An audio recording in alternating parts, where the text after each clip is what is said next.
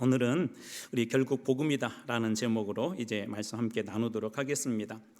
지역의 한 신문에 나온 기고문에 저도 몰랐는데 8월 18일이 쌀의 날이더라고요. 쌀의 날, 쌀의 날.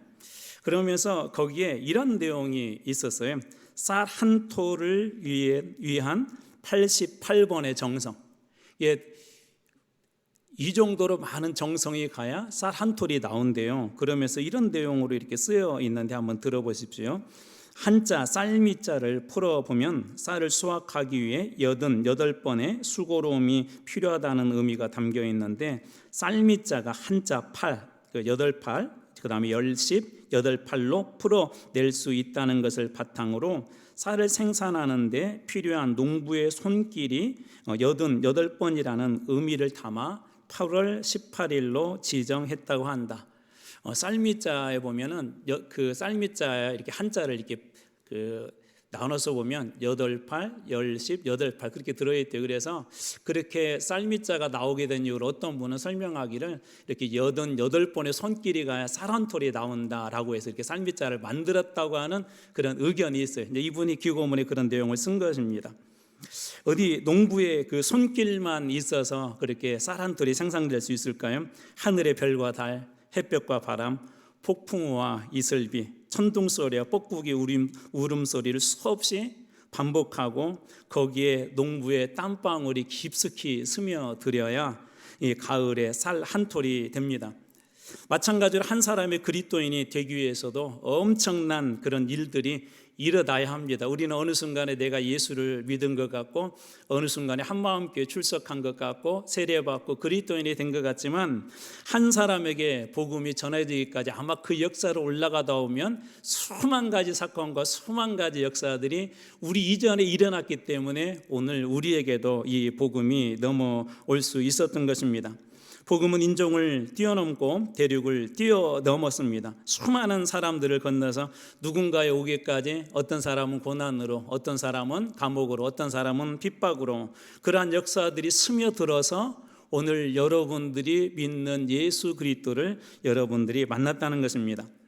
사도행전은 이러한 복음의 이야기들을 고스란히 담고 있는데, 우리가 잘 알듯이 성령 받고 나서 이제 예루살렘에서부터 그리고 유대로, 사마리아로, 그리고 또 온 땅으로 퍼지면서 이 사도행전은 로마에서 이 복음이 로마까지 전해진 이야기로 사도행전은 마무리됩니다. 그러나 이 복음은 아시아에서 그 유럽으로, 그리고 유럽의 또 각 나라들로, 예를 들면 영국과 같은 그런 나라에도 이 복음이 닿습니다. 영국의 작은 하노버라고 하는 그런 마을이 하나 있었는데요. 이 마을에 한 사람이 조선에 대한 이야기를 듣고 그 선교의 꿈을 꿈고 1800년대에 우리 조선 땅에 들어옵니다. 그리고 나서 대동강에서 순교했는데, 여러분이 잘 아는 우리 선교사님, 토마 선교사님, 처음 순교자인 토마 선교사님이 바로 그런 분이셨습니다. 그리고 그 순교한 그것을 통하여서 나중에 세워진 그 교회가 평양의 장대현 교회라는 교회인데, 이 교회를 통해서 한국 교회가 엄청난 그런 부흥의 산실을 역할을 한 것이 바로 이 장대현 교회입니다. 복음은 또한 4세기경에 스코틀랜드로 향했는데요. 그리고 그 뒤에 4세기만 하더라도 그때는 이제 복음은 전해졌지만 아직 사람들에게 이 복음이 제대로 받아들여지거나 교회가 제대로 세워지지 못했고요. 그리고 나서 한 600년 지난 한 1000년도, 1100년 정도 되었을 때 이 스코틀랜드에도 이제 복음이 좀 자유롭게 전할 수가 있게 되었습니다. 그리고 나서 역시 그로부터 한 800년 정도 지난 1800년도에 존 도스라고 하는 분이 계셨는데, 이분은 이 중국의 봉천, 우리 최근에 어떤 그 드라마에 보니까 이 봉천이 나오더라고요. 이제 오늘날은 심양이라고 하는데, 우리 소현세자가 잡혀갔던 곳, 좀 민족의 아픔이 있는 곳인데, 이곳에다가 교회를 개척하고 세우고, 그리고 문광서원이라는 그런 서원을 하나 세우는데, 가장 중요한 역할을 그거에서 어떤 역할을 하게 되냐면 한글 성서를 번역을 해요. 그래서 그때 당시에 그 출입국 관리소, 오늘 그때 당시 이름 고려문이라고 했는데, 그 고려문을 통하여서 이 조선 땅에 한글 성서를 이렇게 보냈습니다. 이 복음과 함께 성경을 우리 조선 땅으로 들여보냈는데, 이때 당시 이 선교사님이 처음 이렇게 인쇄를 할 무렵에 어떤 일이 있었냐면, 첫 번째 아들이 이렇게 죽게 돼요. 그리고 이 선교사님이 총 8명의 그 자녀가 있었는데 그 이후로도 3명의 자녀가 더 죽어서 성인이 되었을 때는 4명의 자녀만 낳습니다. 이게 조선 땅에 복음을 전하기 위해서, 말씀을 전하기 위해서 헌신하다가 그렇게 가족들까지도 희생한 그런 역사들이 숨어 있었고 들어 있었고, 그 역사들이 쌓이고 쌓여서 이 평양으로, 그리고 오늘 조선 땅에, 우리 대한민국 땅에, 그리고 오늘 여러분들에게 이 복음이 전해졌다는 것이죠. 복음이 전해지기까지 글로 다 쓸 수 없는 수많은 역사들, 이야기할 수 없는 수많은 역사들이 이 복음이 응축되어져서 오늘 여러분들에게 그 복음이 닿은 것입니다. 어쩌면 하나하나 올라가다 보면 오늘 바울이 있었던 그 현장까지도 우리에게 복음이 닿기 전 그 일들을 올라가다 보면 바울이 있었던 그 복음 현장까지 만날지도 모르겠습니다. 바울은 지금 복음 때문에 구금 상태에 있는데요. 예루살렘에서 붙잡혀서 가이사라는 곳에 지금은 이 장소를 옮겨서 그곳에 지금 구금 상태의 죄인처럼 계속 있었습니다. 아직도 재판 중에 있었고, 유대인들은 계속해서 바울을 죽이려고 음모를 꾸미고 있었고, 이때 당시 이제 총독이 바뀌었는데, 처음 붙잡혔을 때는 벨릭스라는 사람이 총독이었는데 지금은 베스도라는 사람으로 바뀌었어요. 뭐 총독이 바뀌면 좀 이런 문제들도 빨리 해결해 주면 좋잖아요.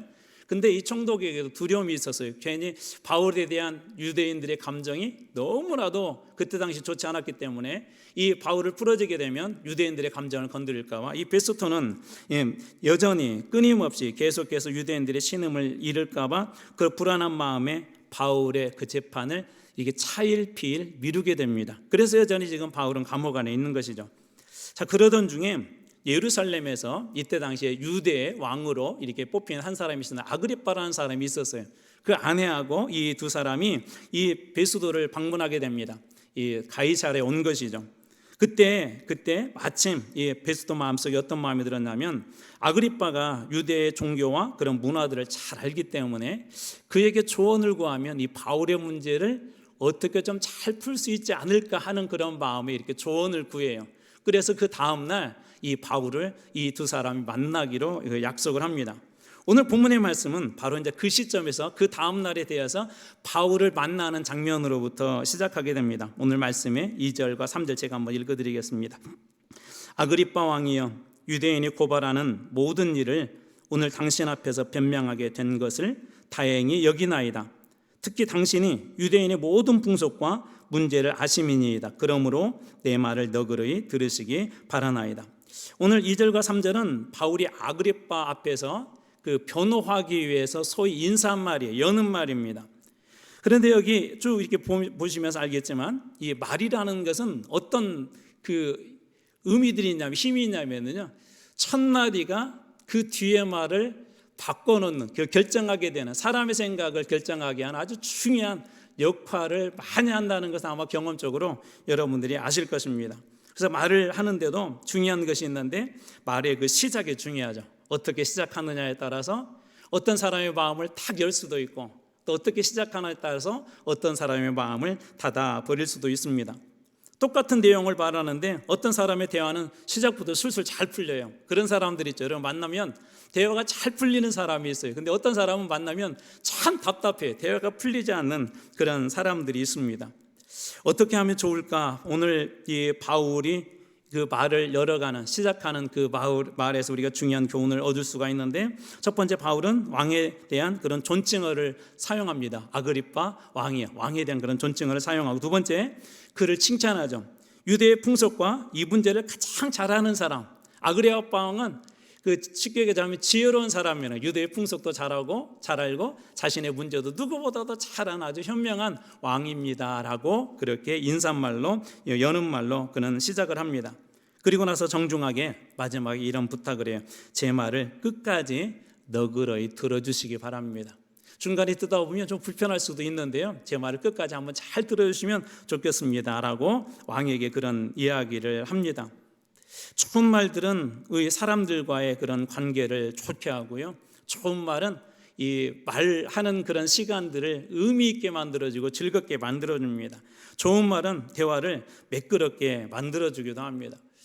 예수를 믿으면서 우리가 예수만 잘 믿으면 된다라고 하는 그런 신앙의 자기 나름대로 소신도 중요하지만 또 이것도 중요한 것 같아요. 말을 정말 지혜롭게 잘하는 것. 특별히 우리 복음을 전할 때 전하다 보면 어떤 분들은 정말 험악하게 말하신 분이 막 계세요. 막 그렇게 믿다가는 막 지옥 가, 막 그렇게 믿으면 안 돼, 막 이게 또 심지어 이런 말 하신 분도 제가 보았어요. 사탄아 물러가라. 남편하고 이야기하다가 하도 막 답답하니까 막 사탄아 물러가라. 그러면 이제 그 다음부터는 더 이상 안 되는 거예요. 그래서 여는 말, 시작하는 말을 어떻게 잘하냐도 아주 중요하다는 것이죠. 그래서 바울의 서신을 보면 바울은 이러한 측면에서 대화의 달인이에요. 특별히 여는 말을 잘하는 사람입니다. 그래서 사람들에게 집중하게 해요. 도대체 저 사람이 무슨 말을 할까? 그 이야기 들어보고 싶다. 이 여는 말을 잘하는 사람이 그 바울입니다. 자, 그러면서 바울은 가장 먼저 편안한 주제로 오늘 이야기를 시작하는데요. 예수를 믿기 전에 바울의 삶, 이런 얘기에 결론적으로 저는 정통 유대인이었습니다. 정통 유대인이었습니다. 바울의 주장에 의하면 예루살렘에 있는 사람들과 유대인들이 바울에 대해서 알려고 하면 바울이 어떤 사람인지 충분히 알 수 있을 정도로 그는 율법에 능통했고, 특별히 가말리엘이라고 하는 문화, 그 밑에서 공부한 사람, 이번 상당히 율법이 그때 당시 최고 엘리트층에 있는 사람들이 공부했던 곳인데, 그런 곳에서 공부했다는 그 사실만 가지고도 유대인들이 조금만 관심을 가지면 제가 얼마나 유대 사회를 존중하고 유대 율법을 존중하고 또 그렇게 살았는지 알 수 있을 것입니다 라고 그렇게 사도 바울은 이야기를 합니다. 쉽게 말해서 정통 유대인의 코스를 제대로 밟은 엘리트 중에 엘리트였던 것이죠. 이 이야기를 들을 때 아그리빠나 또 많은 그 유대인들은 이 바울에 대해서 어떤 게 생길까? 신뢰감이 생기겠죠. 정말 저 사람이 그런 과정을 겪었다면. 그러면서 바울이 살짝 제안했던 게 뭐냐면, 한번 살펴보십시오. 제 말이 거짓말이 아닙니다. 여러분들이 살펴보기만 한다면 제가 정말 그런 사람이라는 걸 여러분 알 것입니다 라고 그렇게 대화의 물꼬를 틉니다. 그러면서 바울이 이런 얘기를 해요. 제가 그럼에도 불구하고 저는 정통 유대인인데 핍박을 받는 그런 이유가 있는데, 바로 그 이야기가 6절 이야기입니다. 핍박받는 이유. 그럼에도 불구하고 정통 유대인인데 왜 핍박을 받았는가? 6절. 지금 제가 여기 있어서 재판을 받게 된 것은, 제가 구금이 되어서 죄인처럼 재판을 받게 된 것은 하나님께서 우리 조상들에게 약속하신 것에 대한 소망 때문입니다. 하나님께서 우리 조상들에게 약속하신 소망, 크게 보면 우리 구약의 특별히 율법 모세 오경을 이야기하고요, 이것을 한 줄로 추각해 보자면 바로 구약에 예언한 장차 오실, 지금 힘들고 어렵지만 그런 메시아, 다윗과 같은 메시아가 와서 너희를 구원할 것이라는 그 약속에 대한 그 소망 때문에 바울이 지금 구금되어 있다라고 그렇게 이야기합니다. 다시 말해서 이 구약에 이야기한 그 메시아에 대한 소망을 제가 가지고 그 소망에 대한 이야기를 했기 때문에 제가 지금 구금당해 있다라고 바울이 주장하고 있는 것이죠. 자, 그렇다면 우리 여기서 하나 살펴봐야 될 것이 있습니다. 우리 앞에서도 계속 보았지만 바울을 향한 비난과 손가락질의 이유가 무엇이죠? 왜 유대사회는 바울을 향해서 끊임없이 비난하고 바울을 향해서 끊임없이 그렇게 정죄했을까요? 바울을 원수처럼 대했을까요? 그의 도덕성의 그런 문제였습니까? 아니면 정치 성향이었습니까? 때로 어떤 사람들은 바울의 그 신앙이 마음에 들지 않아서 거기에다가 정치적 성향도 갖다 붙이고 도덕적인 율법적인 문제들도 갖다 붙였지만, 사실 이런 문제는 전혀 그들에게 문제가 되지 않았습니다. 사도 바울에게는 다시 말해서 도덕적으로도 그런 흠이 없었던 것이죠. 그가 비난을 받는 이유는 딱 한 가지였어요. 복음 때문이었어요. 복음, 예수가 그리스도라는 복음. 우리 사도행전에서 이야기하는 복음의 핵심은 예수가 그리스도라는 거예요. 예수가 메시아라는 것입니다. 이 복음 때문에 사도 바울이 비난을 받고 지금은 죄인처럼 그가 갇혀 있었던 것입니다. 지금까지 교회 역사를 보면 단 한 번도 복음이 쉽게 어떤 한 사회와 문화에 들어가서 전해진 적은 한 번도 없습니다. 가정 안에서도 우리 유교 전통사에서 예수를 먼저 믿어보신 분들은 알겠지만, 그런 가정에서 예수를 믿는다는 것조차도 정말 힘들고 어려운 여정을 보낸 분들이 많이 있습니다. 예전에 우리 많은 신앙의 선배들은 고난을 당하고 어렵고 사회로부터 손가락질을 받았던 이유는 예수를 잘 믿었기 때문에 사회로부터 그런 비난과 손가락질을 받았습니다. 예수쟁이라고, 우리가 우리 조상들 이름을 갖다가 욕되게 하고 우리가 믿는 신을 거부하고 예수를 믿는다는 그 얘기 때문에 과거에는 우리 한국 교회 성도들이 그런 이유 때문에 많이 비난을 받았습니다. 사도 바울도 지금 비난받는 이유가 바로 그런 것 때문에 그렇죠. 그러나 불행하게도 오늘 우리 교회는 어떻습니까?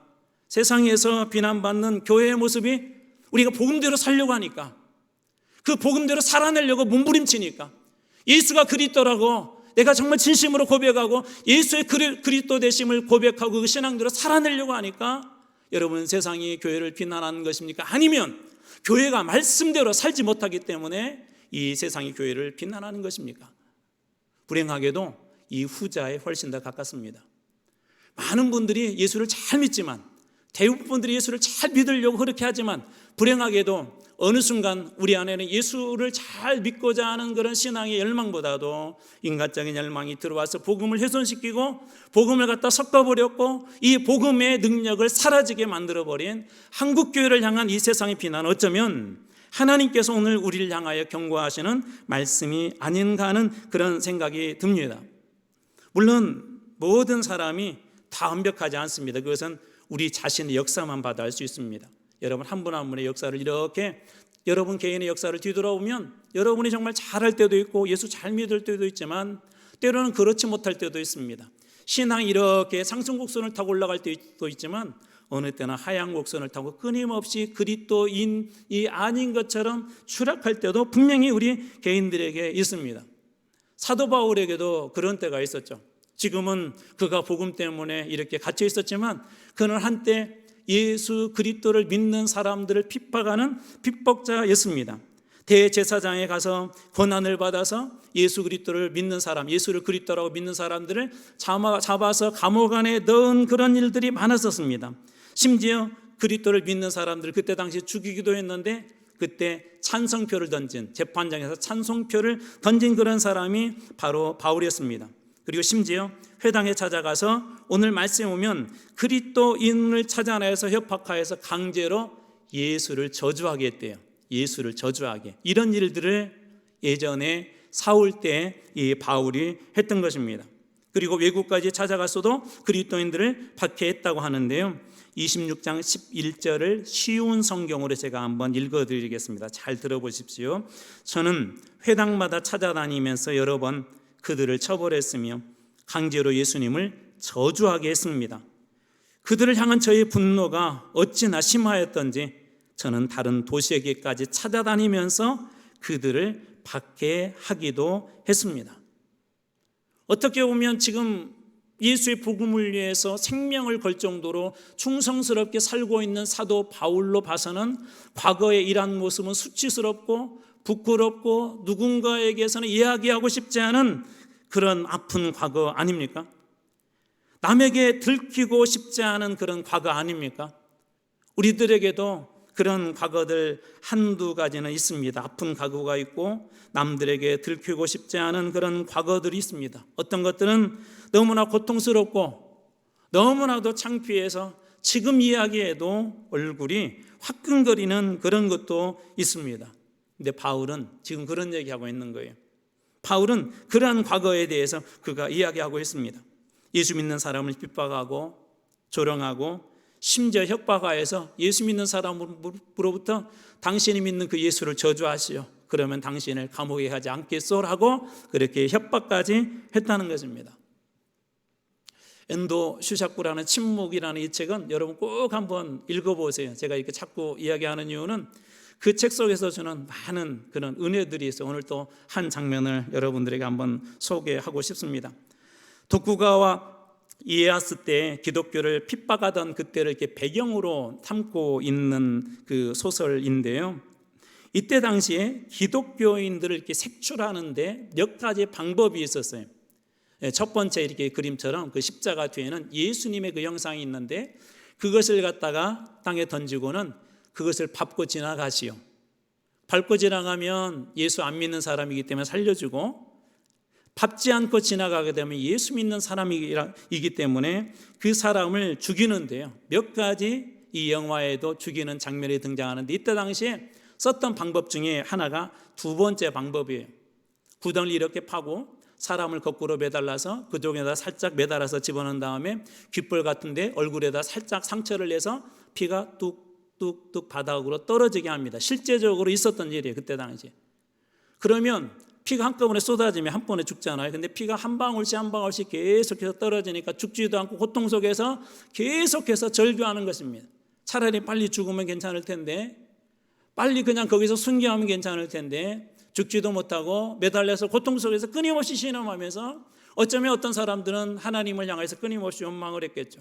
어떤 사람은 끊임없이 기도를 했을 것이고, 어떤 사람은 절규하면서 그렇게 했을 것입니다. 그럼에도 불구하고 많은 사람들이 저 절규의 현장을 떠나지 아니하고 예수를 그리스도로 고백하고 죽는 그런 사람들이 있었습니다. 순교자들이 있었습니다. 초대교회 폴루캄 역시도 예수를 부인하며 살려주겠다고 했지만 그는 예수님을 부인하지 않고 화형되어 죽었습니다. 바울도 예전에 이와 같은 비슷한 방법을 썼죠. 예수를 저주하면 당신을 살려주겠어. 예수를 저주하면 당신 감옥에 가지 않겠어. 예수를 저주하면 당신도 살 수 있도록 내가 길을 열어주겠소라고 하며 사람들을 협박하기도 하고 감옥에 보내기도 하고, 누군가를 그리스도인이기 때문에 사형시키겠다고 할 때 찬성표를 제가 던졌습니다라고 고백한 사람이 바로 이 사도 바울이었었습니다. 그런데 지금 그는 누구보다도 예수에 미친 사람이 되었습니다. 왜냐하면 예수님을 진짜 만났기 때문에 그렇습니다. 예수님을 진짜 만난 사람은 그거에 미칠 수밖에 없습니다. 왜 그러냐면 예수님을 만나는 순간 가장 먼저 깨달아지는 게 여러분 뭔지 아세요? 예수님을 만나는 순간 가장 먼저 깨달아지는 아주 중요한 사실 하나가 있는데, 그것은 세상의 어떤 사람보다도 내가 가장 큰 죄인이라는 사실입니다. 내가 그동안에 저주했던 그 사람, 내가 그렇게 싫어했던 그 사람보다도 훨씬 더 죄가 많은 존재가 나라는 사실을 예수님을 만나는 순간 우리는 깨닫게 됩니다. 그리고 두 번째, 이렇게 죽을 수밖에 없는 죄인인 나를 예수님이 사랑하셔서 십자가에 죽으셨다는 그 복음 앞에서, 그 예수에 미치지 않고는 살 수 없는 그런 참된 복음을 만난 사람은 그 순간 예수님에게 미칠 수밖에 없습니다. 길거리에 버려진 고양이를 데려다가 치료해준 한 분의 이야기를 잠시 이렇게 텔레비전에서 보았습니다. 극진히 보살펴 줬습니다. 여기저기에 막 피부병이 돋고 있었고 뼈밖에 남지 않은 앙상한 그런 고양이였습니다. 이 주인이 극진히 밤새도록, 때로는 밤잠을 설치면서 이 고양이를 보살펴 주어서 피부병도 하나 둘씩 사라지기 시작하고 몸도 건강해지고 잘 걷기 시작하고, 어느 순간 주인을 따라다니는데 우리말에 이런 말이잖아요. 껌딱지처럼 여러분 쫓아다니기 시작합니다. 왜 그럴까요? 주인의 사랑을 알기 때문에, 주인이 얼마나 자기를 사랑하는지, 그리고 죽을 수밖에 없는 나를 살려준, 어떻게 보면 주인의 그 은혜에 보답하기 위해서, 고양이의 마음은 알 수는 없지만 어쩜 그런 마음으로 이 주인과 함께하지 않나 하는 그런 생각이 듭니다. 어떤 분이 예수를 믿고 나서 이런 꿈을 꾸었대요. 많은 군중들이 화가 나서 예수님 십자가에 못 박으라고 막 손가락질하고 있더래요. 그때 그런 생각을 했다. 도대체 어떤 놈이 저렇게 예수를 십자가에 못 박으라고 하나. 그런데 갑자기 한 장면이 클로즈업 되듯이 자기 눈앞에 다가오는데, 그 수많은 군중 속에서 점점 더 다가오는데 어디서 많이 본 듯한 사람이 그곳에 있었답니다. 그리고 자세히 보면서 깜짝 놀랐대요. 바로 그 군중 중에 한 사람이 자기 자신이었던 것입니다. 앞장서서 가장 큰 소리로 예수를 십자가에 못 박아 죽여라고, 가장 험악한 얼굴로 재판자들을 향하여서 빨리 사형선고를 내려라고 그렇게 외치고 있었던 사람이 자기 자신이었던 것입니다. 자기는 예수를 십자가에 못 박을 만큼 죄인이 아니라고 생각했는데, 그의 생각은 그 순간에 다 깨어지고 말았습니다.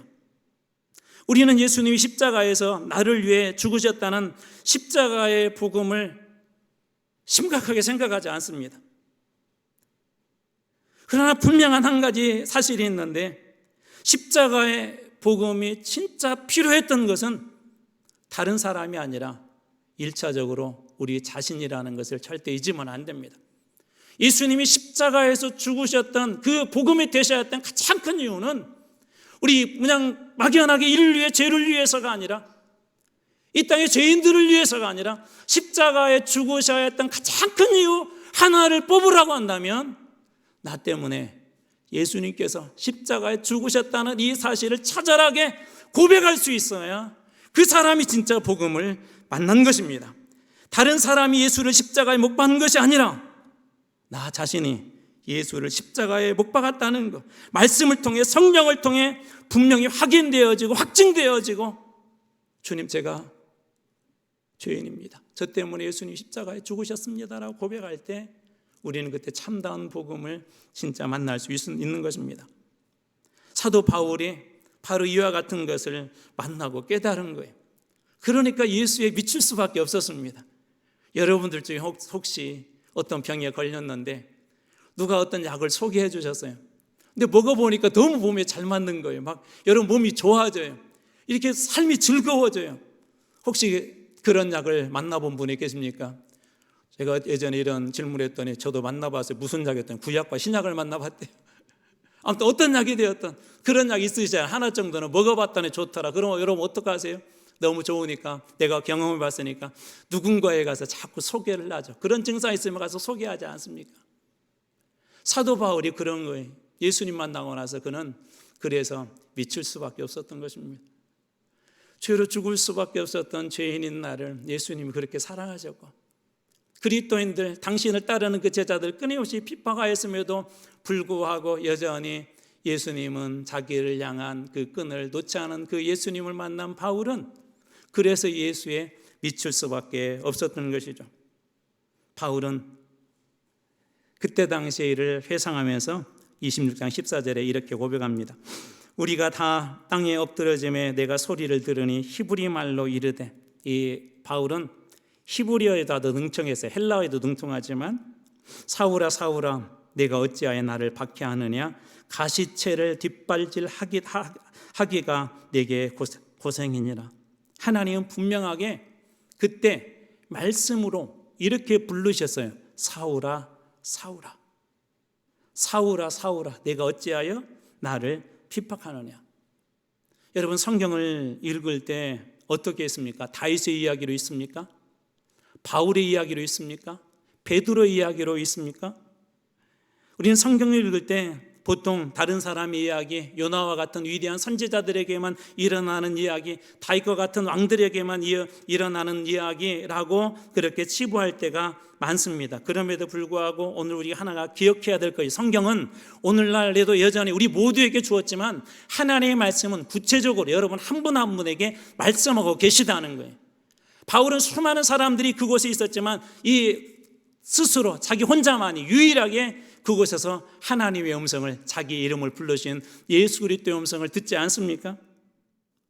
다른 사람이 아니라 나 자신의 이름이 성경 속에서 성경을 통하여 성령님을 통하여서 불러져야 합니다. 그래서 나사로야 일어나 걸으라 할 때, 살아서 나오라 그럴 때 내 신앙이 살아서 움직여야 되고, 베드로야 물 위를 걸으라 그럴 때 베드로의 이름이 아니라 내 인생이 지금 풍랑을 만났지만 걸을 수 있는 주님께서 불러신 그 이름 때문에, 주님께서 붙잡으신 그 성령의 은혜 때문에, 나를 여전히 붙잡으신 그 이름 때문에 베드로가 더 이상 베드로만 걷는 그 풍랑이가 아니라 오늘 여러분 한 분 한 분이 걷는 내 이름이 불려지는, 성경이 여러분의 이름을 부르도록 그렇게 해야 한다는 것입니다.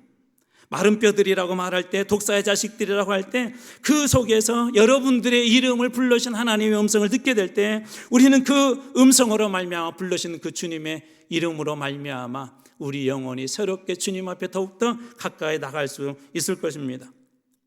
종교개혁자 루터도 하늘의 소리를 들었습니다. 폭우가 쏟아지고 천둥치는 날 친구가 죽었어요. 번개에 맞아서. 친구의 죽음을 통해 그는 하늘의 부르심의 소리를 듣고 수사가 되었습니다. 우리가 잘 아는 성 어거스틴도 하늘의 소리를 들었습니다. 방황하는 세월의 시간 동안 이렇게 보내고 있었는데 아이들이 톨레에게 집어 읽어라는 노래소리를 하늘의 소리로 주님께서 나에게 어거스티나 집어 읽어라라는 그런 소리를 듣고 그는 성경책을 펼쳤는데 로마서 13장 11절에 14절 말씀, 밤이 깊고 낮이 가까웠으니 그러므로 우리가 어둠의 일을 벗고 빛의 갑옷을 입자. 낮에와 같이 단정해가고 방탕하거나 술 취하지 말며 음란하거나 호색하지 말며 다투거나 시기하지 말고 오직 주 예수 그리스도로 옷 입고 정욕을 위하여 육신의 일을 도모하지 말라. 이 음성을 자기에게 주시는 음성으로 어거스틴은 듣고 그날 거기서 꼬꾸라집니다. 그의 인생이 완전히 바뀐 것입니다. 하나님은 오늘도 우리들이 그렇게 말씀하기를 원하세요.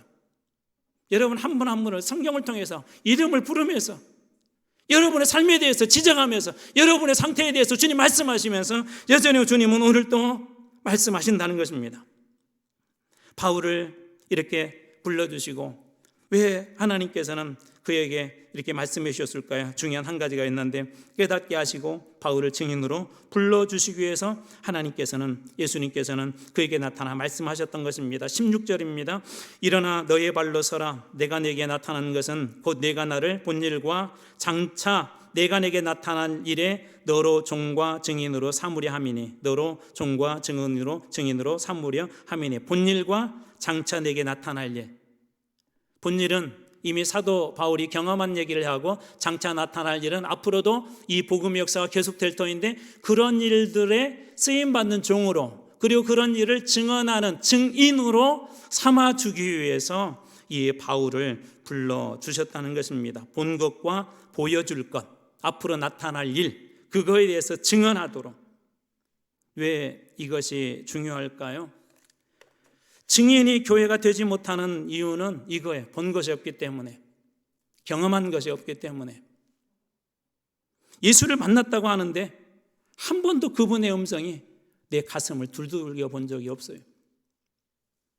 예수님의 십자가로 구원을 받았다고 하는데 한 번도 십자가 앞에서 굳건해진 우리의 인생을 경험한 적이 없어요. 예수님이 나를 사랑한다고 하는데 한 번도 주님께서 얼마나 나를 사랑하시는지 그것을 본 것도 주님으로부터 들은 것도 없기 때문에 많은 사람들이 증인으로 살지 못하는 것입니다. 바울은 이날 그가 주님의 음성을 듣고 주님으로부터 불려진 자기의 그 이름의 소리를 듣고 이 사건이 있은 후에 그는 끊임없이 보고 들은 것을 그대로 전하는 사람, 예수에 미친 사람이 됩니다. 예수의 옛자도 꺼내지 말라고 하는 공의 앞에서 사도행전 4장 20절 보면 우리가 보고 들은 것을 말하지 아니할 수 없다. 사도들은 그런 고백들을 합니다. 예수를 전한다는 이유로 예루살렘에서 성난 군중 앞에서 사도 바울은 사도행전 22장 15절에서도 내가 그를 위하여 모든 사람 앞에서 내가 보고 들은 것에 증인이 되리라 하시니 말씀대로 제가 증인이 되었다고 환한 성난 군중들 앞에서 보고 들은 것을 이 바울은 계속해서 증인의 역할을 하고 있습니다. 도대체 무엇이 그를 그렇게 바꾼 것일까요?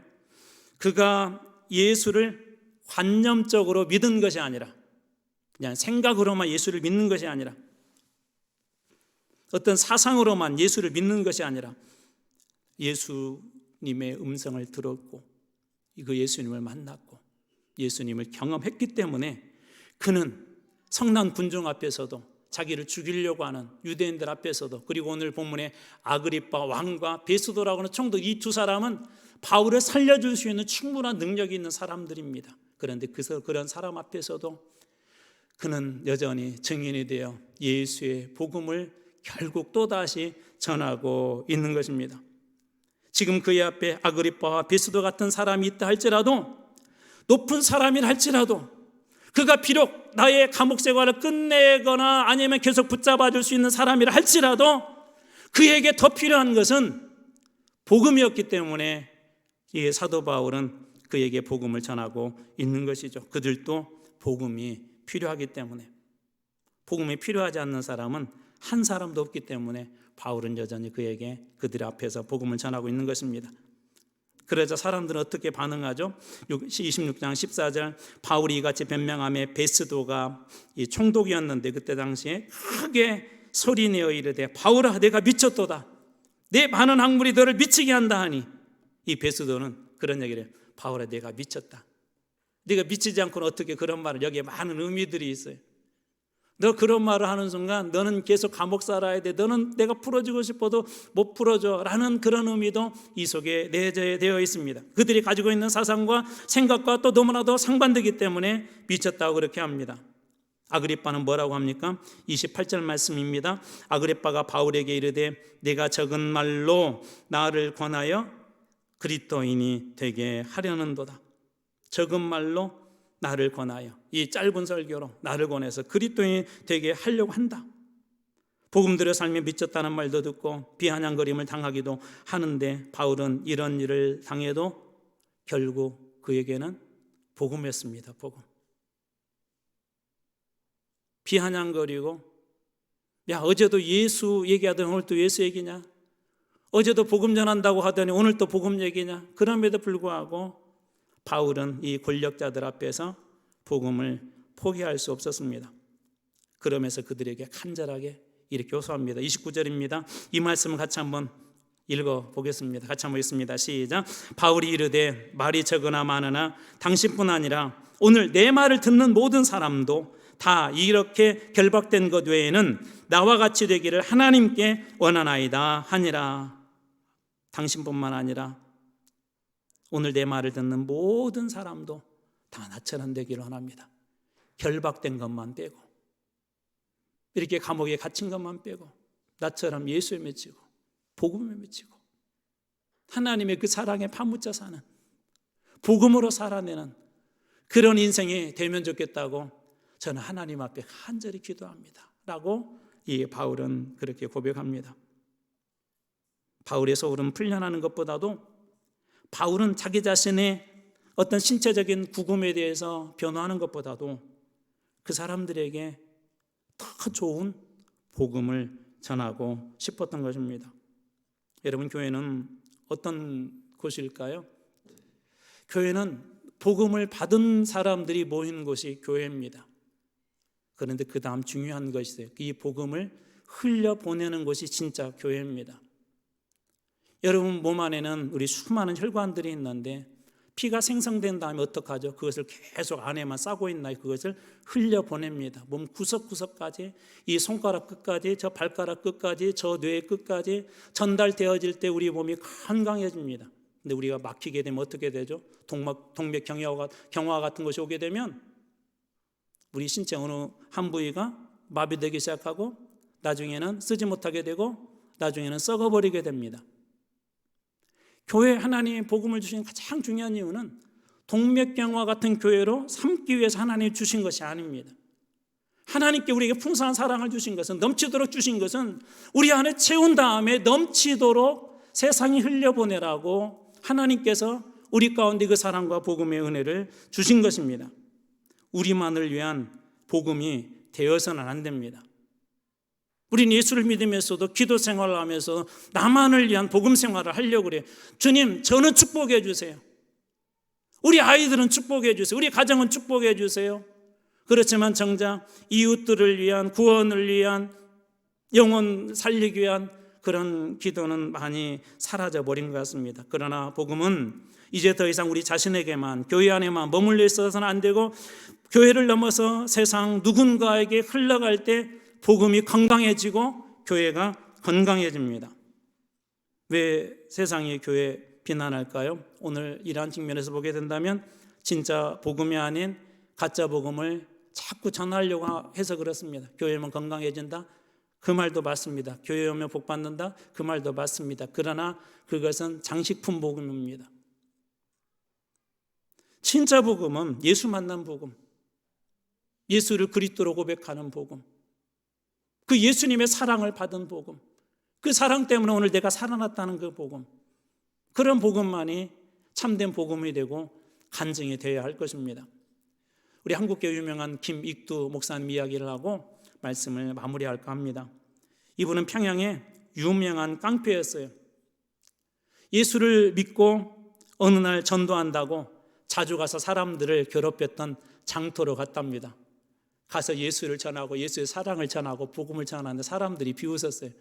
저놈 옛날에 우리 괴롭혔던 깡패 김익도 아니야? 정말 예수 믿고 바뀌었다고 한번 바뀌었는지 한번 시험해보자. 몇 사람들이 김익두의 멱살을 붙잡고 흔듭니다. 어떤 사람은 부타도 합니다. 어떤 사람은 돌을 던집니다. 얼굴에서 피가 쭉쭉 흐르는데 장사꾼들에게 매맞고 낭패를 당했고 또 덤벼들고 욕설을 당함에도 불구하고 그때 김익두 목사님은 이렇게 이야기했답니다. 여러분, 나는 김익두입니다. 과거 이 장터에서 여러분을 욕보이고 못살게 굴던 깡패 김익두입니다. 그러나 이제 예수 믿고 여러분 앞에 회개하러 나왔습니다. 나를 실컷 때려주시오. 그리고 진심으로 눈물을 흘리며 땅에 엎드려 그들에게 용서를 빌었다고 합니다. 그리고 그날 김익두 목사님의 그 행동과 그 용서의 구함과 회개와 말씀을 듣고 거기에 있는 많은 사람들이 여러 명이 예수를 믿기로 작정하고 예수를 믿었다고 합니다. 목사님은 늘 매일 말씀을 읽고 묵상했대요. 말씀에서 벗어나지 않으려고, 그 말씀이 자신의 삶을 지도해 달라고, 그 말씀 속에 머무는 그런 사람이 되게 해달라고 늘 그렇게 했답니다. 예수를 믿자마자 성경을 읽기 시작했는데 수백도 그랬대요. 수백도. 역시 우리 교인들은 별로 안 놀래요. 한 10,000독 정도는 해야 놀랄 것 같습니다. 그리고 말씀대로 복음대로 살아내려고 그렇게 했대요. 하나님께서는 김욱두 목사님을 사용하여서 그가 전한 복음으로 한국의 300만의 영혼을 구원해 주셨고 2만여 명의 난치병 환자들을 고쳐주셨고 280여 개의 교회를 세웠고 200여 명의 신학생들을 공부시켰대요. 정말 멋지게 사시지 않았습니까? 그런데 6.25 사변 때 공산당에 맞서 복음을 전하다가 결국은 순교하셨다고 합니다. 저는 그분의 죽음이 허망하게 죽었다는 그런 이야기를 하려고 한 것이 아니라 마지막 순간까지 결코 포기할 수 없었던 김익두 목사님 안에 있었던 복음, 여전히 구금되어 있었고 유대인들은 그를 향하여서 저주하고 죽이려고 하는 그들 앞에서도 그들도 복음이 필요하기 때문에 그 복음의 마음으로, 복음의 사랑으로 간절히 복음을 전했던 사도 바울의 그 신앙, 결국은 복음이라는 그 신앙을 가졌던 그 신앙을 여러분 모두가 다 가지길 주님의 이름으로 축원드립니다. 우리가 산 것도 복음이요, 다시 세상을 살릴 수 있는 것도 복음이 될 줄로 믿습니다. 우리 교회가 다시 건강해지고 우리 교회가 예수의 이름으로 풍성해지는 가장 중심도 결국 복음이 될 것입니다. 저는 올 연말 이제 얼마 남지 않았는데 다 가기 전에 다시 그 복음으로 다시 채워서 결국 복음이 해답이 되고 결국 복음이 우리 교회를 살리고 결국 복음이 여러분의 가정과 우리 삶의 일터를 복되게 하는 바울과 우리 김익두 목사님과 같은 그러한 분들이 다 되시기를 주님의 이름으로 축원합니다.